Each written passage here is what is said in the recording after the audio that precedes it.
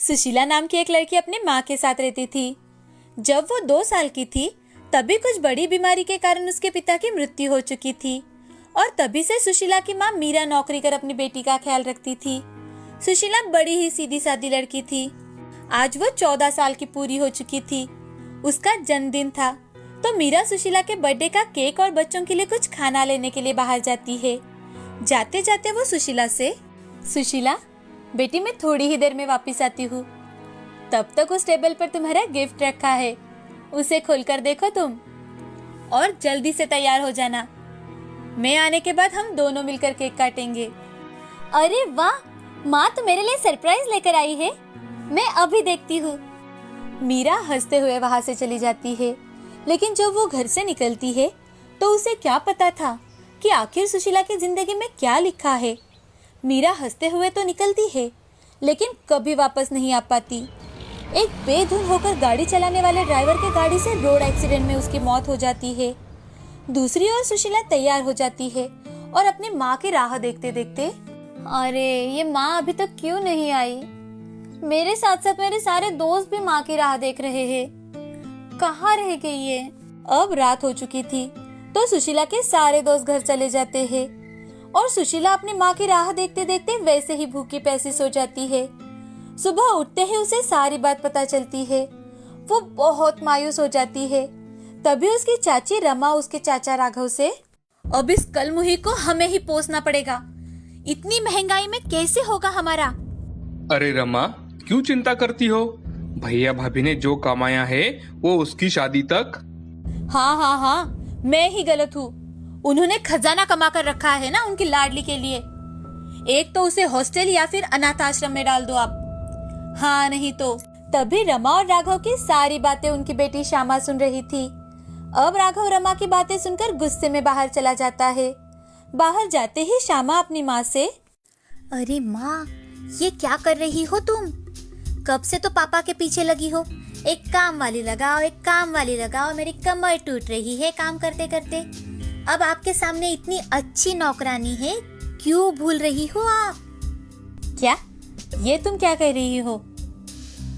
अच्छा, तो तुम सुशीला की बात कर रही हो? हाँ माँ, जरा सोच कर देखो, हम उससे घर के सारे काम करवा सकते हैं। इतना ही नहीं, घर के साथ साथ उसके पैसों पर भी मजा कर सकते हैं माँ। अरे वाह वाह वाह श्यामा, तू तो बड़ी होशियार बन गई है। बड़ी हो गई है मेरी बच्ची, आखिर माँ पर ही गई है मेरी बेटी। श्यामा और रमा जोर जोर से हंसने लगती है। अब राघव घर आते ही रमा राघव से, सुनिए जी, आप सुशीला को लेकर नहीं आए?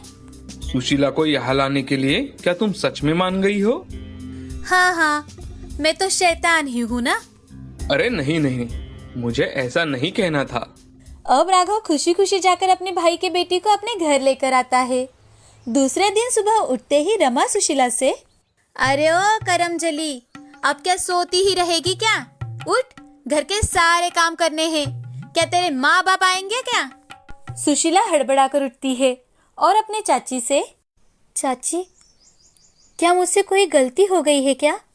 गलती हुई है क्या? अरे फोकट का खाना नहीं मिलेगा यहाँ, काम करना होगा काम, समझी? आज के बाद घर के सारे बर्तन मांजना, खाना बनाना, कपड़े धोना, आटा पीसना, सभी काम तुम्हें ही करने होंगे। लेकिन चाची, और एक बात, मुझसे या मेरी बेटी श्यामा से अगर तूने जबान लड़ाई तो तेरी जबान खींच लूंगी, समझी? अब रमा और श्यामा दूसरे कमरे में चले जाते हैं। उस दिन से रमा और श्यामा दोनों मिलकर सुशीला को बहुत परेशान करने लगी। दिन भर काम करने के साथ साथ वो रात को भी आटा बनाने का काम देती है और इसी कारण उसे माँ की बड़ी याद आती है। तो रात के समय वो अपने सारे काम खत्म कर उसकी माँ ने जो जन्मदिन पर उसे ड्रेस दी थी वो निकालती है और वो ड्रेस देखती है तो वो चौंक जाती है क्योंकि वो पूरी तरह से रंग बिरंगी मोती और डायमंड से भर जाती है। उसे देख सुशीला बहुत ज्यादा खुश हो जाती है और अपने चाचा को वो ड्रेस दिखाने चुपचाप से चली जाती है और धीरे से अपने चाचा से, चाचा जी उठकर सुशीला से, क्या हुआ बेटी? चाचा जी देखो तो, मेरी माँ ने दी हुई ड्रेस निकाली है आज मैंने। बेटी, ये तुम्हारी माँ की आखिरी निशानी है, इसे हमेशा संभाल कर रखना। अब सुशीला अपने चाचा की बात मानकर उस ड्रेस को संभाल कर एक जगह छुपा कर रख देती है। दूसरे दिन फिर से सुशीला के काम खत्म होते ही चाची रात के समय सुशीला को श्यामा की ड्रेस पर कढ़ाई करने का काम दे देती है। तो उसे देख सुशीला, अरे यार, दिन भर काम करने पर भी चाची मुझे रात के समय भी इतना सारा काम दे देती है कि रात में ठीक से सो भी नहीं पाती। जाने दो, ये तो हर रोज का है। आज तो मैं अपनी माँ ने दी हुई ड्रेस पहनकर देखती हूँ। बहुत वक्त बीत चुका है, मैंने उसे देखा ही नहीं। सुशीला ड्रेस पहनकर बेहद खूबसूरत दिख रही थी। वो अपनी माँ की प्यारी प्यारी यादों में खोई हुई थी कि तभी चाची ने दिया काम अपने आप हो जाता है। तो सुधा उसे देख बहुत खुश हो जाती है। अब वो रात को आराम से सो जाती है। सुबह सुबह चाची, अरे ओ महारानी उठ जा, घर के सारे काम रास्ता देख रहे हैं तेरा। और रात को तुझे श्यामा का कुर्ता दिया था ना मैंने कढ़ाई करने के लिए, किया कि नहीं वो? हाँ हाँ चाची, हो गया है, ये देखिए। चाची ड्रेस को देखकर चौंक जाती है। अब रमा हर रोज सुशीला को कोई ना कोई काम देने लगी ताकि वो रात भर सो ही ना पाए और वो जल्द से जल्द ये घर छोड़कर भाग जाए ताकि उसकी सारी प्रॉपर्टी उन्हें मिल जाए। लेकिन सुशीला हर रोज रात के समय अपनी माँ की हीरे मोतियों से जड़ी ड्रेस पहनती और सारे काम अपने आप हो जाते थे। अब एक दिन श्यामा अपनी माँ से, माँ, क्या आपको नहीं लगता कि सुशीला की कोई मदद कर रहा है? क्योंकि आप उसे इतना काम देते हो कि पूरे रात भर में भी वो ना हो सके, लेकिन फिर भी वो कर लेती है। इतना ही नहीं, आजकल तो वो बड़ी खुश रहने लगी है। माँ, आपने उसकी पढ़ाई बंद करवाई, फिर भी उसने बाजू वाली राधा से एक बुक ली और दोपहर के समय किचन में बैठकर पढ़ रही थी वो। क्या? ये तू क्या बात कर रही है? हाँ नहीं तो सच्ची तो बोल रही हूँ मैं। दाल में जरूर कुछ न कुछ काला है माँ। अब रमा और श्यामा दोनों मिलकर सुशीला पर नजर रखे थे। दिन हो या रात का समय, दोनों आंख में तेल डालकर सुशीला पर नजर रखे थे। हर रोज की तरह सभी सो गए होंगे, ये सोच सुशीला वो जादुई ड्रेस पहन लेती है और उसके सारे काम झट से हो जाते हैं। तो उसे देख रमा, अच्छा तो ये बात है। रमा और श्यामा दोनों भागते हुए सुशीला के पास जाकर उसे पकड़ने लगते हैं। लेकिन सुशीला को हाथ लगाते ही रमा और श्यामा के हाथ मानो पूरी तरह से जल जाते हैं। तो श्यामा, माँ मुझे बहुत दर्द हो रहा है माँ, मुझसे तो बिल्कुल भी सहा नहीं जा रहा है माँ। अरे मुझसे भी तकलीफ सह नहीं जा रही, क्या करूँ? चल जल्दी से यहाँ से चल ताकि हम ठंडे पानी में हाथ डाल सके, चल जल्दी। अब रमा और श्यामा घबराकर पानी का नल शुरू कर देते हैं, लेकिन आज उसमें से ठंडा पानी ना निकलकर गर्मा गर्म पानी ही बाहर आता है। ये देख रमा और श्यामा और भी ज्यादा घबरा जाती है और वो सुशीला से, सुशीला हमें माफ कर दो सुशीला, आज के बाद हम तुम्हें कभी तंग नहीं करेंगे, तुम्हारी हर बात मानेंगे, लेकिन प्लीज प्लीज हमें इस मुसीबत से बाहर निकालो सुशीला। उस दिन के बाद रमा या श्यामा दोनों इतनी घबराई हुई थी कि अगर सुशीला उनकी ओर देखे भी तो वो डर के मारे सारे काम कर देती थी। अब रमा ने सुशीला का कॉलेज में भी एडमिशन करवाया और उस दिन से सुशीला और उसके चाचा जी खुशी खुशी अपनी जिंदगी बिताने लगे। बहुत समय पहले की बात है। मुकेश नाम का एक मोची था। वो अपनी पत्नी लीना और एक बेटी सपना के साथ रहता था। लीना लोगों के घर के बर्तन मांजने का काम करती थी। उनके घर के पास में ही उमा नाम की एक बूढ़ी औरत रहती थी जिसका इस दुनिया में कोई नहीं था, तो मुकेश और लीना ही उसका ख्याल रखा करते थे। उमा जॉब पर थी तो उसे अब पेंशन थी, उसी में उसका गुजारा अच्छे से हो जाता था। एक दिन मुकेश जल्द ही घर आता है और सो जाता है। लीना घर आकर देखती है तो मुकेश सोया हुआ था। लीना उसे उठाने जाती है तो मुकेश बुखार से तप रहा था। वो उसे सरकारी अस्पताल में लेकर गई, लेकिन उपचार के दौरान ही मुकेश इस दुनिया से चल बसे। अब वो और उसकी बेटी सपना दोनों ही घर में रहने लगे। उमा भी उनके साथ रहने आ गई। लीना और सपना उमा का अच्छे से ख्याल रखते थे। दिन गुजरते गए। सपना अब बड़ी हो चुकी थी। लीना काम पर जाती तो सपना घर के सारे काम करती और साथ ही उमा का ख्याल भी रखा करती थी। बेटा, मुझे लगता है अब मेरा समय पास आ गया है। अपना और अपनी माँ का ख्याल रखना और हाँ, मैं तुम्हें एक बात बताना चाहती हूँ सपना, इस घर में एक एक पुराना। बोलते बोलते ही उमा की सांस थम जाती है। सपना को उमा की कोई बात समझ में नहीं आती। उमा के जाने के बाद लीना और सपना दोनों मिलकर उसका अंतिम संस्कार करवाते हैं। अब वो दोनों बहुत ही दुखी थी। पहले मुकेश और अब उमा भी उन्हें छोड़कर इस दुनिया से चल बसी थी।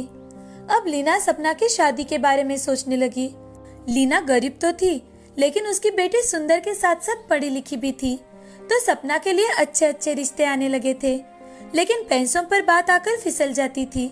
अब लीना मन ही मन, सपना की शादी की उम्र हो चुकी है, उसके लिए अच्छे अच्छे रिश्ते भी आने लगे हैं, लेकिन हम गरीब हैं, तो अमीर लोग हमसे रिश्ता नहीं करना चाहते।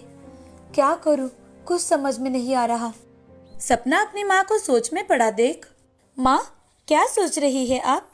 कुछ नहीं बेटा, तुम्हारी शादी की बात सोच सोच कर दिमाग ने तो काम करना ही बंद कर दिया है। अमीर लड़कों के रिश्ते तो आते हैं, लेकिन सारी बातें पैसों पर आकर रुक जाती है। माँ, तो ऐसे मत सोच, मुझे कोई अमीर लड़का नहीं चाहिए। लड़का सिर्फ पढ़ा लिखा हो और मेहनती हो तो भी चलेगा। जिंदगी बहुत बड़ी है माँ, उसमें मेहनत करो तो जिंदगी जीने इतने पैसे तो कमा ही सकते हैं ना माँ। अपने पास इतने पैसे नहीं है कि हम अच्छे से शादी कर पाए। हमारे पास ज्यादा पैसे नहीं है तो क्या हुआ? तुम्हारे पापा की इच्छा थी कि हम दोनों मिलकर तुम्हारी शादी अच्छे से करेंगे। अब तुम्हारे पापा तो नहीं रहे, लेकिन मैं तुम्हारी शादी बहुत अच्छे से करवाऊंगी और जरूर करवाऊंगी। अब दिवाली आने वाली थी, तो सपना ने घर की सारी साफ सफाई करना शुरू कर दी। सफाई करते समय उसे अलमारी के ऊपर कोने में उमा का कुछ सामान रखा था, जिसमें एक पुराना बक्सा मिलता है। सपना उस बक्से को निकालकर उसे खोलने लगती है, तो उसमें एक छोटी सी संदूक थी। उसे खोलते खोलते सपना मन ही मन, शायद उमा दादी इस संदूक के बारे में तो कुछ नहीं कहना चाहती थी, लेकिन ये संदूक खुल क्यों नहीं रहा? इसमें ऐसा क्या हो सकता है? सपना सोच में पड़ जाती है। वो कुछ सोच ही रही थी, तभी लीना अपने काम खत्म कर घर आ जाती है। वो सपना से, सपना, ये क्या है बेटा? ये संदूक तुम्हें कहाँ से मिला और इसमें क्या है? माँ, ये संदूक मुझे अलमारी के ऊपर साफ सफाई करते वक्त मिला।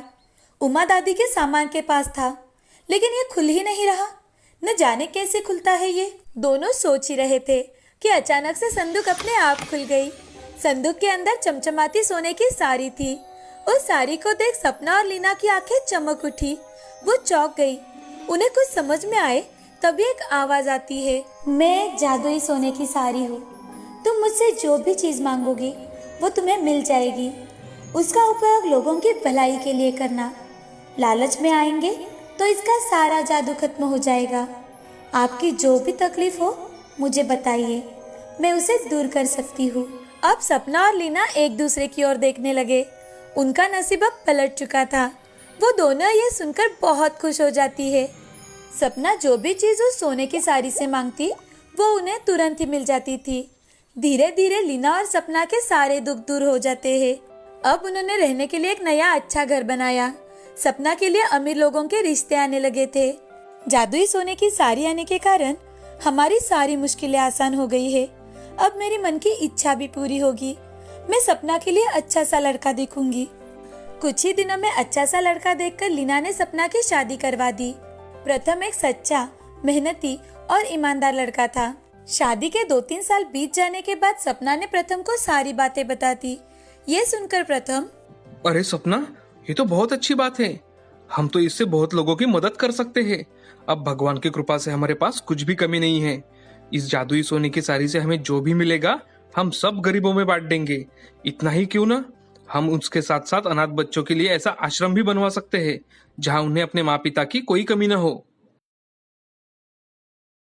प्रथम की बातें सुनकर सपना और लीना की आंखों में आंसू आ गए।